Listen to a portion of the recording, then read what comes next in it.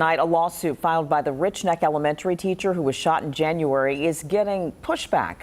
In a new court filing, attorneys for 3 of the 4 defendants say Abby Zwerner cannot sue them because her injuries fall under the Virginia Workers' Compensation Act. Those defendants are the Newport-News School Division, the former school superintendent, and the former Richneck Elementary School principal. Sarah Hammond spoke to a legal analyst about this.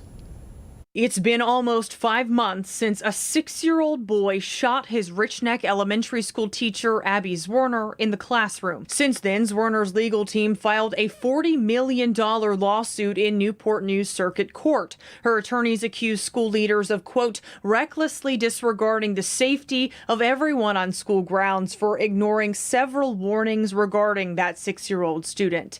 Now the law firm of Pender and Coward says because Zwerner's claims fall under Virginia's Workers' Compensation Act, they are in jurisdiction of the Workers' Compensation Commission and not within the jurisdiction of the Circuit Court. In a statement, attorney Ann Lawrence said in part, quote, Ms. Zwerner's injuries undisputedly occurred at school in the classroom during the school day and at the hands of one of her students. This is the definition of a workplace injury, and the fact that the student used a gun as opposed to stabbing with a pair of scissors or throwing a textbook at a teacher's head does not change this basic fact. This move is something 13 News Now legal analyst Ed Booth says is unsurprising. This is not a surprise to anybody.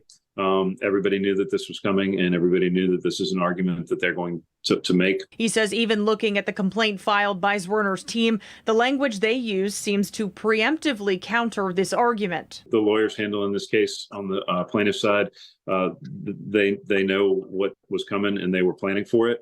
And that's why in the amending complaint, you see multiple references to a teacher not expecting this sort of injury as compared to the types of injuries that would be more expected to fall under the workers' compensation systems. Sarah Hammond, 13 News Now.